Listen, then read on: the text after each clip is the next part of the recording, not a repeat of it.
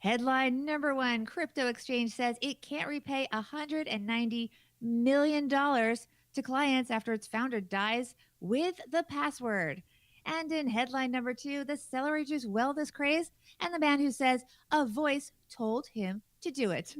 That and much more today on Money in the Morning.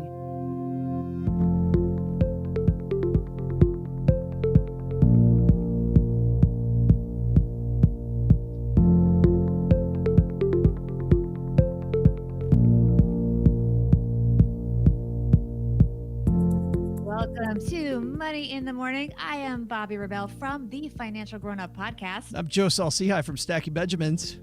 And this is the podcast where we cover two recent stories ripped from the financial press.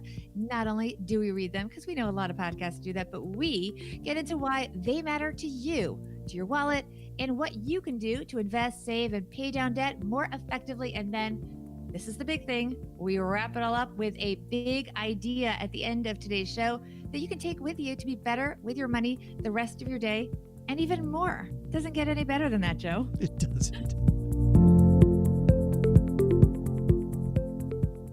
Today's show is sponsored by Lemonade Insurance. Lemonade reverses the traditional insurance model. With Lemonade, everything becomes simple and transparent. Lemonade takes a flat fee, pays claims super fast, and gives back what's left to causes you care about. Go to stackingbenjamins.com/lemonade for more.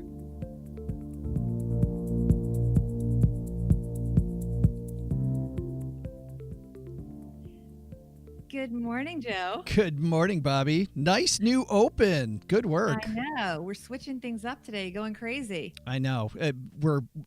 I'm sure Twitter's going to be a flutter with everybody going, did you hear the new Money in the Morning open? People are going to be going crazy. Changes. There was no music at the very beginning.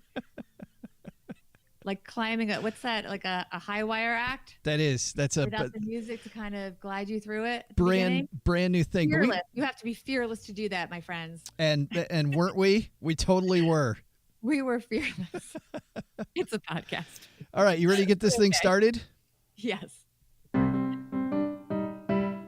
Good morning. You supply the coffee. We'll bring the headlines. Here they come. All right, Joe. So the first headline is something a lot of people are actually buzzing about today. It is from Gizmodo, but it's been reported other places, to be fair. It is by Tom McKay, and it is, get ready for this, shocker here. Crypto exchange says it can't repay $190 million to clients after founder dies with only password. Before I read the article, I just have to share my gut reaction to this. LastPass, people. Or whatever competitor of LastPass. Come on. It's so great. Basic. It is so great. We've been talking so much about how this is the wild, wild west, right? And just more proof. It's the big cryptocurrency is the wild west. Who would have thought that there's $190 million in a safe somewhere and nobody's got the password? Right. And people actually put that money in. All right. So let's actually get into the story because we could actually just talk about it without reading it. But let's read it. All right. Ready? So Canadian crypto exchange and I'm going to mispronounce this, but you guys will get it. QuadrigaCX says it cannot repay most of $190 million in client holdings after its 30-year-old founder, Gerald Cotten, the only person who knew the passwords to its cold storage, we'll explain what that means in a sec, unexpectedly died in India in December of 2018. By the way, so what happened in the last 6 weeks? But okay. CoinDesk reported on Friday. In a sworn affidavit with the Nova Scotia Supreme Court, he didn't even tell his wife, widow Jennifer Robertson said that QuadrigaCX, I'm just going to botch that the whole time, owes its customers some $190 million in both cryptocurrency and fiat money. Quadriga, I'm just going to say the company, has filed for creditor protection because it says it cannot access the funds stored in cold storage, just the comparatively smaller amount in a hot wallet used for transfers. So just to explain, in the cryptocurrency world, basically the cold storage is very difficult to access. That's more protected. And then if you have things in the hot wallet, that is has lower barriers and it's more susceptible to hackers and stuff. So people generally keep larger amounts in the cold storage. And they tell you to do the same thing, by the way. When you buy stuff, do not leave it where you bought it. Right. Move it to your own cold storage, away from some place where a hacker can move in and do it. Great practice for anybody who's buying cryptos. Absolutely. Robertson also said that Cotten held sole responsibility for handling the funds and coins, and no other members of the team could access the stored funds. The company announced Cotten's death in mid-January, saying he had died, quote, due to complications with Crohn's disease on December 9th of 2018 while traveling to India, where he was opening, this is so random, he was opening an orphanage to provide a home and safe refuge for children in need. Okay. While Robertson has Cotten's laptop in her possession, so that's a good step, CoinDesk wrote, she says she does not know the password and a technical expert recruited by the firm has been unable to bypass its encryption. She also says Cotten left behind no business records at all. All right. Some other reporting has suggested it is possible some of the funds in question moved. Interesting. After the case was publicized, and though the evidence was not definitive, yeah, it's a little fishy here.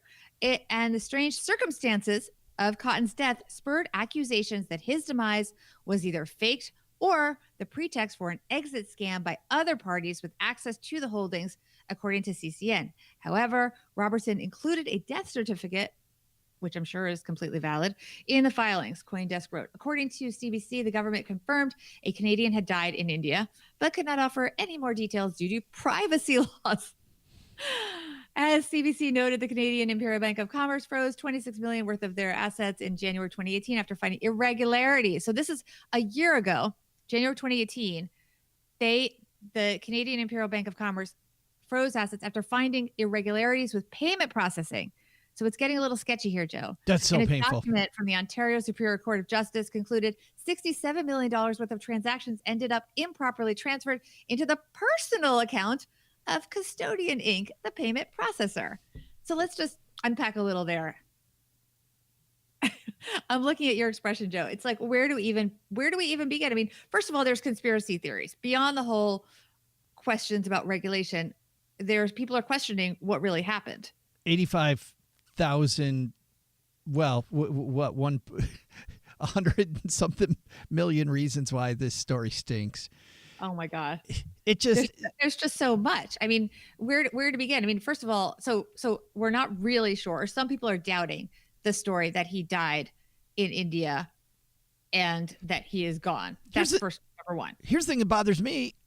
It doesn't matter. I mean, this shows how powerless you are when you're in the cryptocurrency markets. It doesn't matter what happened to him. Your money is MIA. Is gone. It is right. It is gone. And but how could he really have no business records?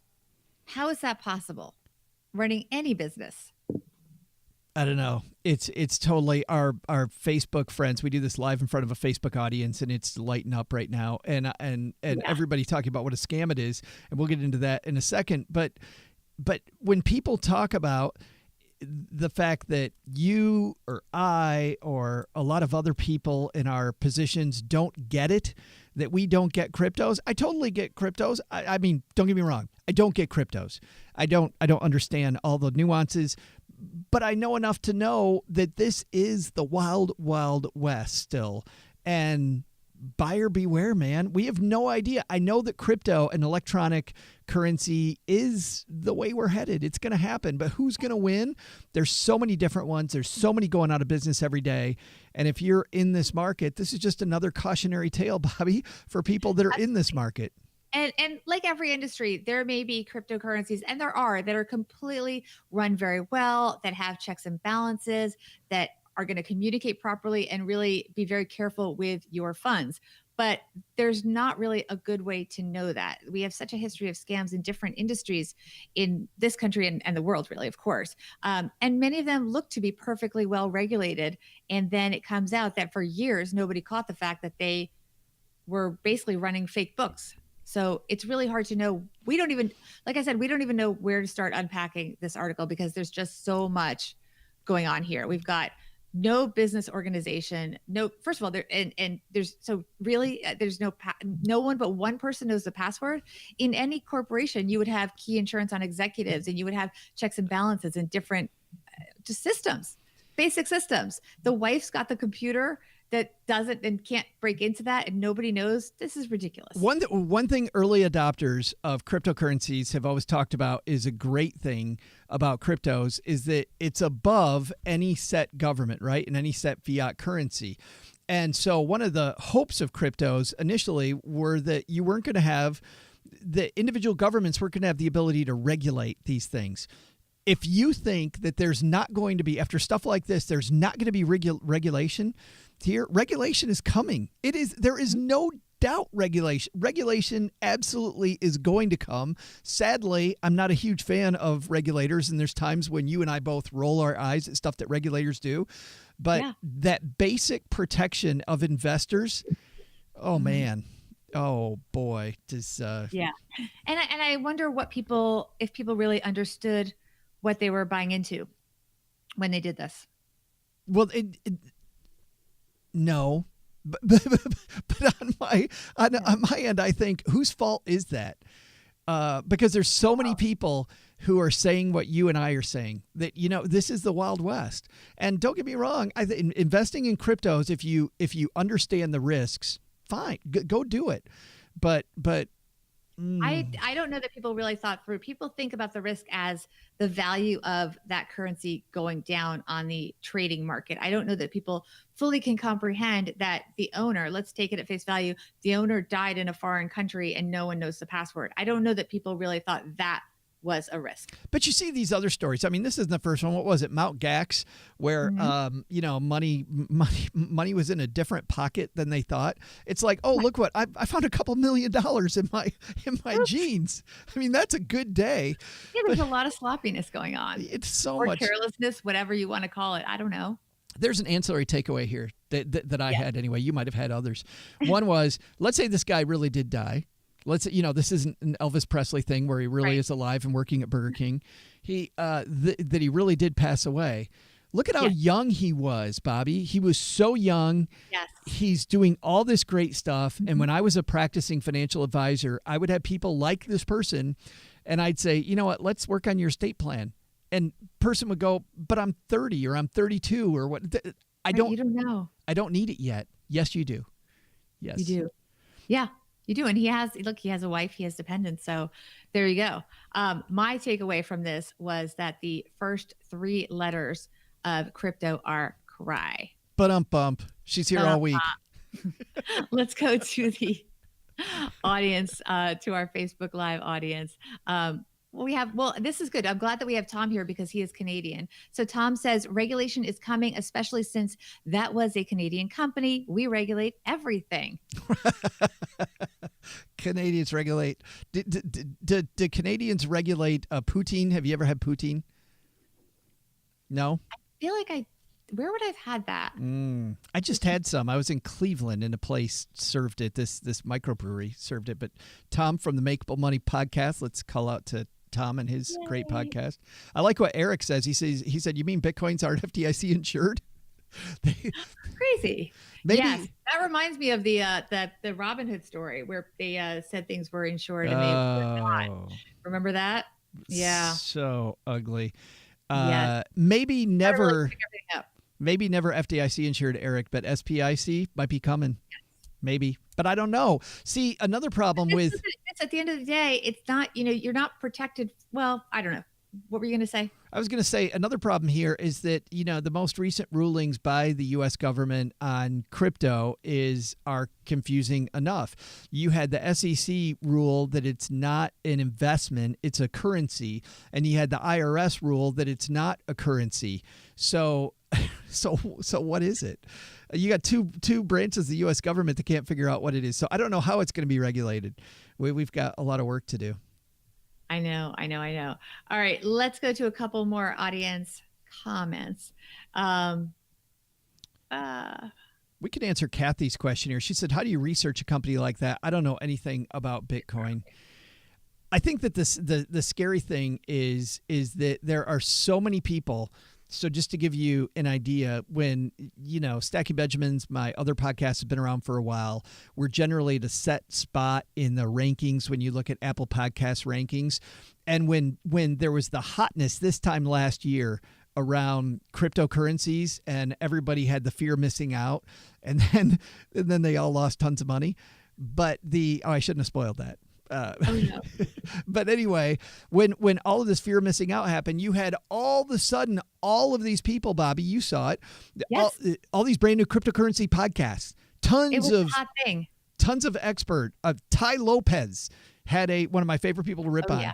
Ty Lopez had a podcast about cryptocurrencies. And, I think that because it's so young, I think you want to listen to those podcasts, but I think you can't listen to one voice. I think you have to listen to multiple voices because you're not sure who's telling the truth. And it's almost like Tony Robbins said this once, and I've always liked this advice, which is if one so-called expert says something, Bobbi, it could be their quirky thing. But if you hear 5 different experts say the same thing, then it probably is a truth, and you should then follow it. And I like that advice. Okay. Interesting. Tom does point out, Tom, who lives in Canada, I'm not a fan of regulation, but it did save us in 2008, 2009, since we had stricter bank and mortgage rules. So there are good things from regulation. So that's an important thing to keep in mind. Yeah, Rena's here, says decided to retire early and avoid taxes. Smart. That was, I think Rena's referring specifically to the whole scammers that got away with this money, avoided taxes. We gotta get in George here. George is a good one. Is the guy behind the Fire Festival the same guy that quote died in India? I think that's a good place to leave George. headline 1 Very right nice. there. Yeah. All right. Should we move on to the second headline? Let's do it. All right. Hang on. I'm getting it. Bear with me. Hold on. Here we go. Headline number 2. The man who made celery juice a wellness craze says a voice told him to do it. And this is from our friends at Quartz, which I'm a big fan of Quartz, actually. I am what's called a Quartz Pro. So I go on the app and I comment on a lot of their stories.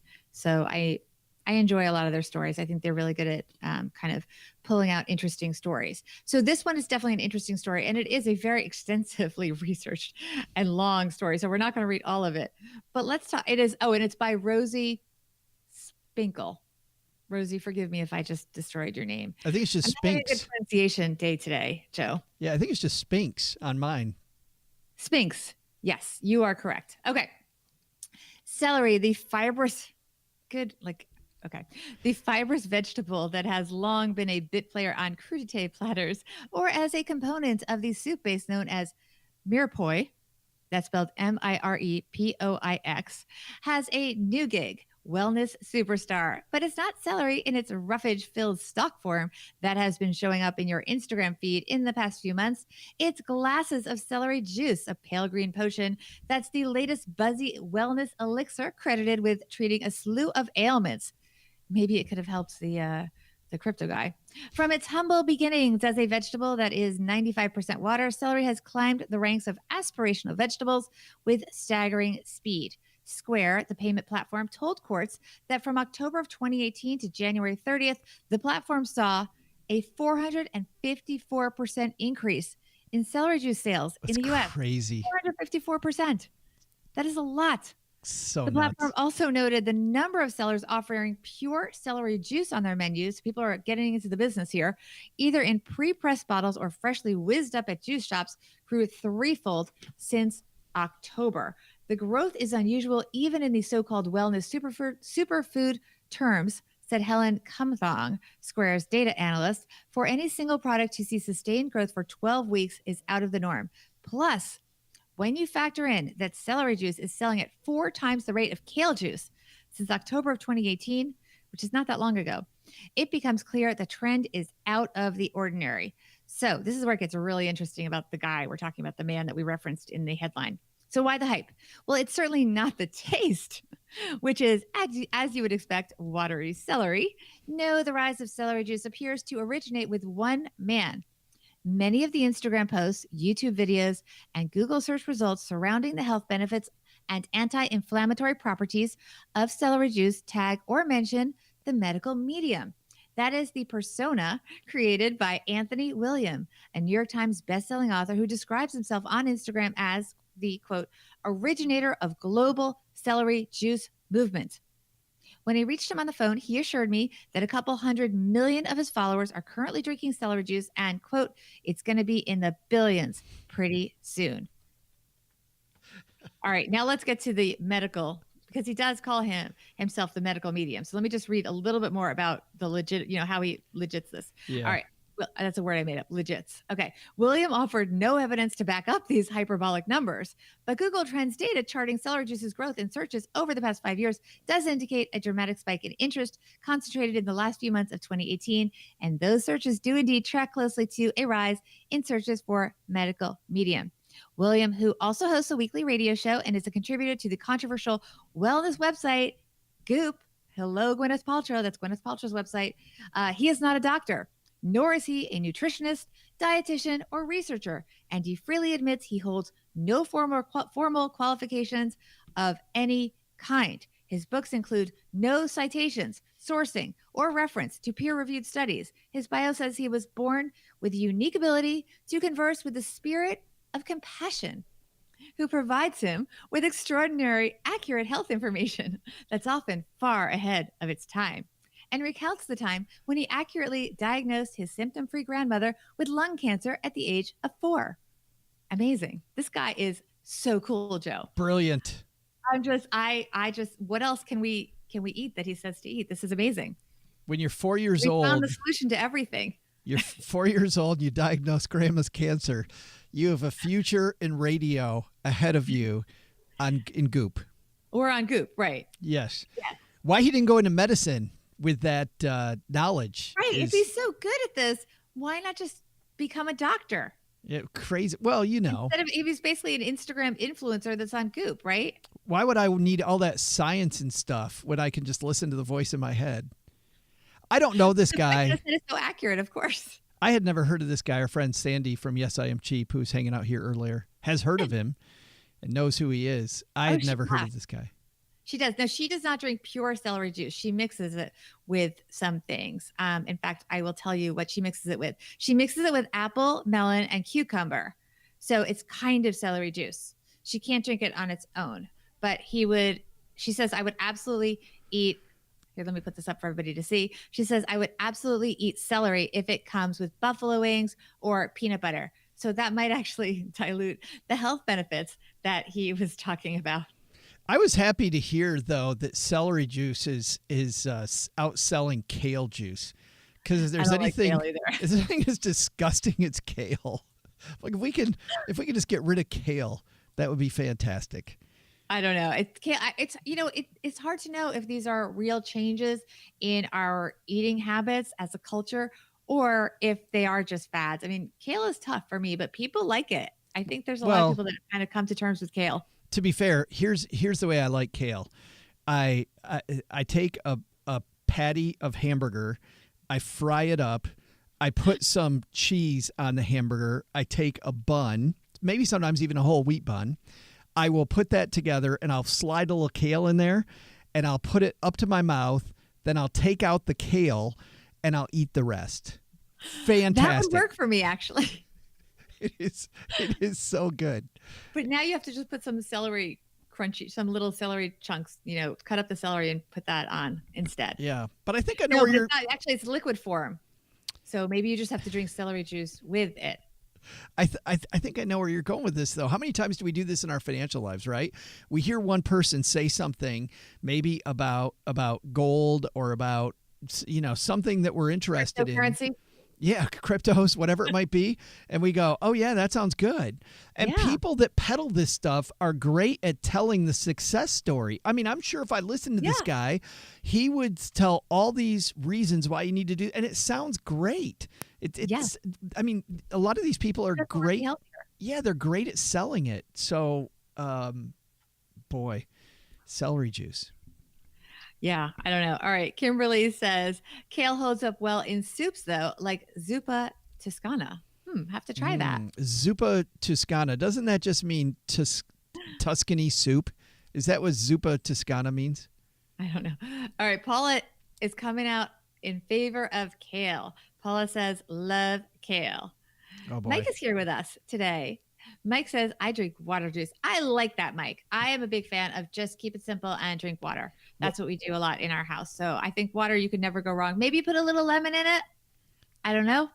Did you, we were talking about comedians a little bit earlier. There's a comedian, Louis Black, who talks about when he grew up, they would drink water, and so did I, drink water out of the hose. Did you ever drink water out of the hose, Bobby? Yeah, as a kid, sure. Yeah, you did that. I grew up in the suburbs of New Jersey, and frankly, we didn't have, maybe later in life we had built-in water things, but we would water the lawn, in fact. So we were out there with the hoses, and it was a lot of fun, actually. Water the lawn, drink some, water the lawn, drink some.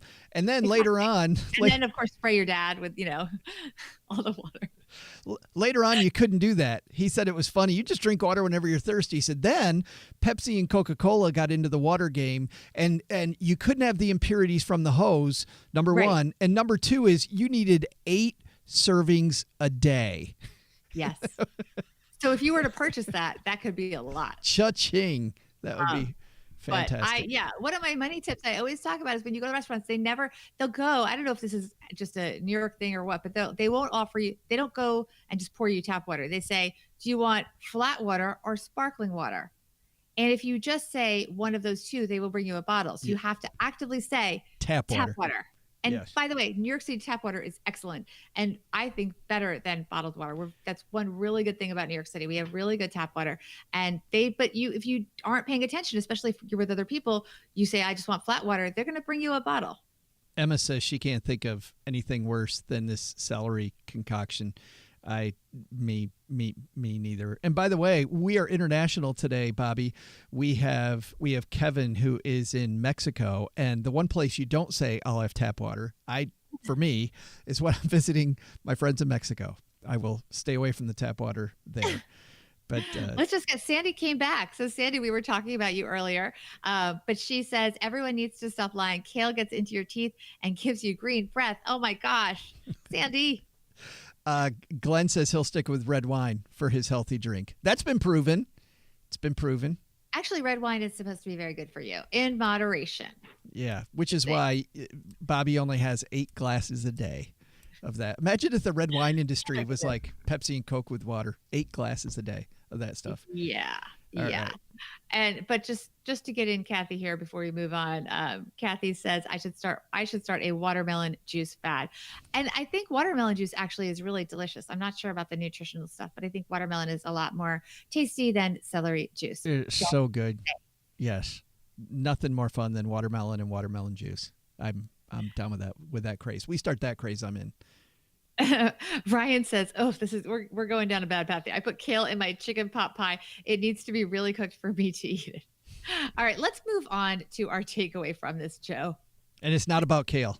It's not. No, it's about, look, at the end of the day, this guy has no qualifications. And if you like celery juice, that's fine. But to believe him that it's going to solve all of your health issues when he fully admits he has no medical background, no training as a nutritionist, dietitian, nada. And, he's just pushing it because a voice told him in his head that he should do this. Look, if that works for you, that's fine. But in general, trust but verify. I think when you do things, and the only concern I would have if somebody went on just drinking so much celery juice as their main, the biggest part of their diet, is that they may not get other nutritional ingredients. And I'm not a nutritionist. I guess I'm equally qualified because I'm not a nutritionist either. And I feel there's a voice in my head telling people not to exclusively drink celery juice. But if we, oh boy, it's a whole different podcast. But to just corral this over to money, it's okay. I've had really smart people tell me some bad stuff before. Very smart people. They're people that I trust. But if I hear something and it doesn't, I just want to check somebody else, and especially if it sounds really, really, really good. if it sounds really, really, really good, I want to poke holes in it. And what's cool is, at the very least, it isn't to discredit the person and it's not to discredit the strategy, but every strategy has a weakness, and I want to know what the weakness is before I do it. And I've gotten into a lot of strategies where I knew the weakness, but the cool thing is later when that weakness happens, then I knew it and I expected it, and I could then have a way to follow up behind that, which I think is the important part here. It is the important part. I agree. And it's important that when you verify, you do verify in a way that has some legitimacy to it. Just asking, because if you just said to 3 or 4 of your friends, oh, you're also drinking it, that's not really verifying it. They just also have the same information as you. You need to actually get different information and actually research it. So maybe you would go to a dietitian or whatever in this case. And when it comes to financial products, you need to go to someone that's not really a stakeholder, but does have the correct information. Because if somebody has skin in the game, they may present part of the information that's accurate, because we're not necessarily saying celery juice is bad for you. It just may not be the whole story. So there may be a financial product that isn't necessarily bad for you, but there are other things that you need to be also considering. That's a great point. Don't just go to the celery drinkers Facebook group and ask them what they think, because if you're in that Facebook group, they're all going to love it. All right. How are we going to tie this together in a big idea, Joe? I don't know. We can see if people want to guess. If anyone's ready to guess. In the Facebook group. Well, we talk about what? Lemonade. We're going to talk about lemonade today, because lemonade is today's sponsor. And insurance is such an appropriate topic, because there are things that you can insure. A lot of the things that we've been talking about today, I don't think you can insure yourself against a cryptocurrency debacle, like having the founder die with the only password to $190 million. But there are other things that you can insure, like your home, or where you're living if you're renting. Those are things that you could insure with Lemonade, right, Joe? Yes, and I used Lemonade when I rented, and I used Lemonade here after my move, and I saved money both times. But that's not really the biggest thing about Lemonade. I love the way that they do their underwriting, which you alluded to in your open, Bobby. The underwriting is so much different with Lemonade. They're using a lot of the algorithms that we hear about fintech companies starting to use. It's really just an exciting company. I really like it. It's also very simple and very user-friendly. I like the fact that if you do have a claim, you can literally just film yourself saying what actually happened and send that to them, and that'll get the process started. And that's just really takes away from this. A lot of times you just feel like you're working against an insurance company, because they're sending you all of these forms to fill out, and they just create this pile of paperwork for you and make it that much more difficult at a time when you're probably not feeling good because you have something that you're making a claim for insurance for. So something bad happened. By definition, the last thing you need at that point is to be having a hard time with your insurance company. So you really want an insurance company that is user-friendly. Yeah. And don't tell the people at Lemonade told me to tell you, don't film yourself saying your dog ate it. They've heard that one before. And they wouldn't go for it? Isn't that a shock? That's not covered? Apparently not their first rodeo, right? All right. Well, if you want to learn more about it, go to stackingbenjamins.com/lemonade for more. And if you do sign up, they will send us a little thank you, and we will thank you for helping us keep podcasting. We've got some interesting people in the Facebook group guessing what our big idea is for today. Yeah. I like Kimberly's. Kimberly's takeaway: use your crypto to invest in celery stocks. Pun intended. I like that, Kimberly. All right, should we go to Kathy? Yeah. When life gives you lemons, make lemonade. My mom's favorite saying. Nice job. All right. I'm not sure. I think that was just a response to Lemonade Insurance. Let's go to Eric. Eric says, do your research. Warmer. Yeah, that's the least of it. But yeah, yes, absolutely. And again, research does not consist of going into the Facebook group of the supporters of whatever it is you're researching and asking them what they think. You need to actually go to people that do not have a stake in whatever you are researching. You want to do it? Wait, what is this? Someone telling me to drink? Yes. Okay. So Robert says, someone telling me to drink a juice because a voice told him makes me think of cults and Kool-Aid. People have said that, actually, Robert. So that's interesting. All right, Joe. Joe's got the big idea now. I do? You do. Oh boy, the pressure's on. My big idea is that when it comes to these emerging technologies and these emerging ideas, clearly celery juice is an emerging idea, and it could be the best idea. But as you take time to verify that there's actually some science behind this, you will find a much more efficient path to better health, which really, it's not about, I mean, unless you just love celery juice, it's not about drinking celery juice. And on the other side, when it comes to cryptos, there's going to be a winner here. We don't yet know who it is. And if we look historically at companies, Microsoft was not the first mover when it came to computers. You had, I believe, Apple and NEC. Apple, when it came to personal computers, Apple. Yeah. You had NEC way early on. And so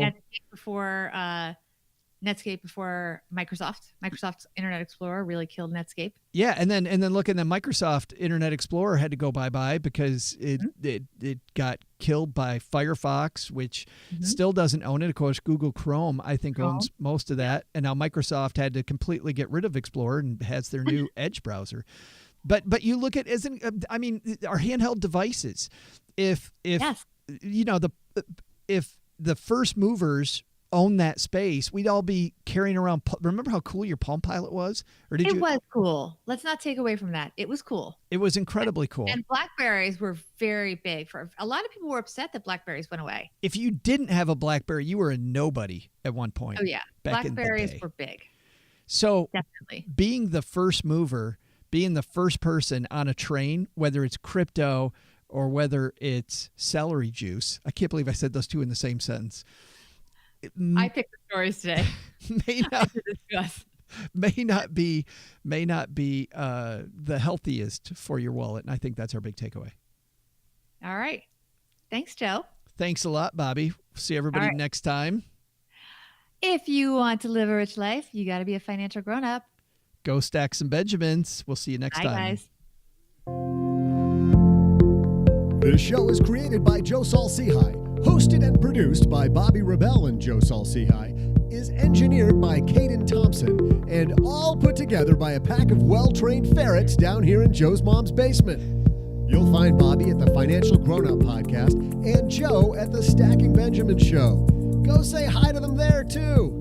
Online, visit us on Twitter at Average Joe Money and at Bobbi Rebell, or come join a live recording at our Facebook page. That's facebook.com/iStackBenjamins. I know you already know this too, but Money in the Morning is for entertainment purposes only.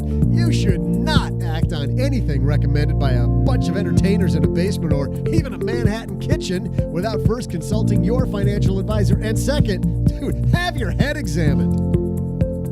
Have headlines you'd like us to discuss? Send them to joe@stackingbenjamins.com or put them on our Stacking Benjamins closed Facebook group. This show is a collaboration of Stacking Benjamins LLC and BRK Media LLC. Copyright 2019. All rights reserved. I'm Joe's mom's neighbor Doug, and I reserve the right to always say, we'll see you next time back here on Money in the Morning.